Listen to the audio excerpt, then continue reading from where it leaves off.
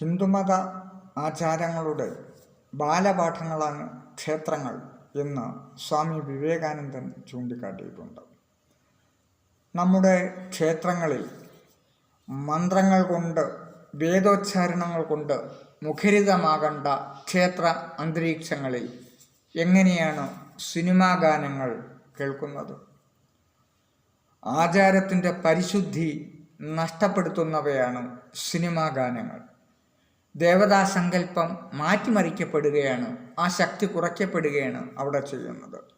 ആദ്യം നാം ചെയ്യേണ്ടത് ക്ഷേത്രങ്ങളിൽ സിനിമാ ഗാനങ്ങൾക്ക് നിരോധനം ഏർപ്പെടുത്തണം.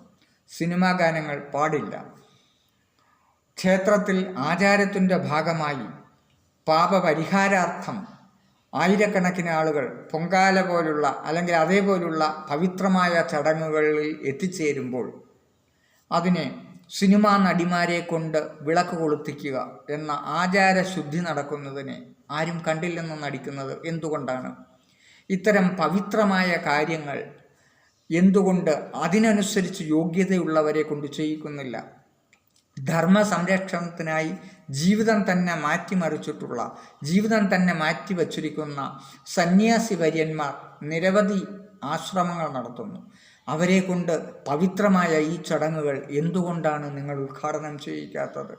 അതല്ലെങ്കിൽ അത്രയും ഹിന്ദുമതശാസ്ത്രം പഠിച്ച തന്ത്രിമാർ, അതുപോലുള്ള യോഗ്യരായവരെ കൊണ്ട് ഇത്തരം ചടങ്ങുകൾ ഉദ്ഘാടനം ചെയ്യിക്കാതെ കേവലം സിനിമാ നടിമാരെ കൊണ്ടുവന്ന് ഈ പവിത്രമായ ചടങ്ങുകൾ ഉദ്ഘാടനം ചെയ്യിച്ച് അവരുടെ പാപപരിഹാരാർത്ഥം എന്ന് പറയുന്നത് പാപം കൂട്ടിവെക്കുന്നത് അറിവില്ലായ്മയുടെ അന്ധതയിലേക്ക് എന്തുകൊണ്ടാണ് ഹിന്ദുമത വിശ്വാസികൾ തരം താഴുന്നത്? യാതൊരു കാരണവശാലും ഹിന്ദുമത തത്വശാസ്ത്രം അനുസരിച്ച് തന്നെ ക്ഷേത്രങ്ങളിൽ സിനിമാ ഗാനങ്ങൾ പാടില്ല. അവ നിരോധിക്കപ്പെടണം. സിനിമ മറ്റൊരു സംസ്കാരത്തിൻ്റെ ഭാഗമാണ്.